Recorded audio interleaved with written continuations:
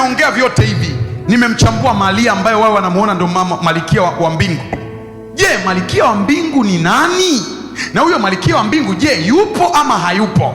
Jibu ni kwamba malkia wa mbingu yupo, ila malkia wa mbingu sio huyo ambaye wao wanamfikiria, sio hicho kitu ambacho wao wanakifikiria wamekigeuza kuwaka Mungu wao. Kuna malkia wa mbingu mwingine ambao wao wanamwabudu.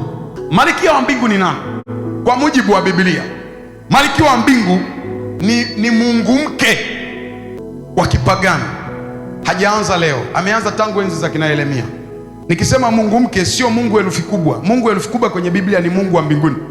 Mungu miungu ile, miungu mke, Mungu mke aliwahi kuabudiwa na Wakanani, Wababeli, Waashuru, Wafinisia na watu kadhaa.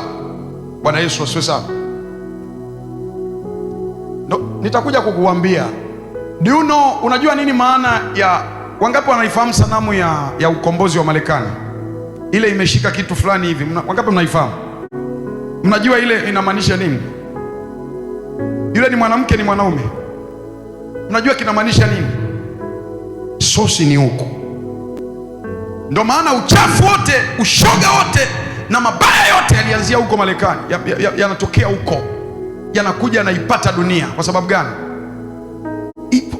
Kuna vitu ambavyo vimetokea kule vinaonekana ni vya kawaida, vimeletwa duniani, watu wanaviona ni vya kawaida kwa sababu ya huyo Mungu mke. Alikuwa akiabudiwa tangu enzi za kina Yeremia. Malkia wa mbingu yuko wapi? Yeremia 7:18. Yeremia 7:18 inasema watoto, Yeremia 7:18 inasema watoto huokota kuni za baba zao, huwasha moto, na wanawake hukanda unga, ili kumfanyizia mikate malkia wa mbinguni na kummiminia miungu mingine sadaka za kinywaji, wapate kunikasirisha mimi. Nani huyo anazungumza? Mungu anasema kumiminia miungu mingine sadaka wapate kufanyeje? Kunikasirisha mimi. Ina maana malkia wa mbingu na miungu hiyo mingine yote ilikuwa inamkasirisha nani? Mungu. Ina maana haihusiani na nani? Na Mungu wa mbinguni. Kitabu kingine, Yeremia 44 mstari wa 17 na hadi 19 inasema, lakini bila shaka tutalitimiza kila neno lililotoka katika vinywa vyetu, kumfukizia uvumba malkia wa mbinguni na kummiminia sadaka za kinywaji, kama tulivyotenda sisi na baba zetu na wafalme wetu na wakuu wetu katika miji ya Yuda na katika njia za kuu za Yerusalemu. Maana wakati huo tulikuwa na chakula tele, kufanikiwa, wala hatukuona mabaya. Lakini tulipoacha kumfukizia uvumba malkia wa mbinguni na kummiminia sadaka za vinywaji, tumepungukiwa na vitu vyote na kuangamizwa kwa upanga na kwa njaa.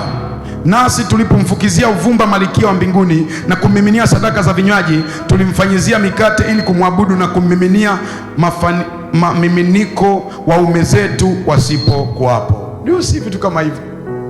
Alafu hivi vitu watu hawavioni eti. Wamekaa, ukitafuta YouTube hapo, ukitafuta nyimbo sio malkia wa mbingu wanaziimba. Waloma, angalieni vitu kama hivi. Machukizo mbele za Mungu. Mungu akawa anamtuma Yeremia kwenda kuwaonya watu kwa bali ya machukizo ya hivi vitu. Wanamfukizia uvumba. Kwa hiyo malkia wa mbingu ni roho ya kishetani kamili na inafanya kazi kabisa, kwa sababu Biblia imemtaja, maana yupo.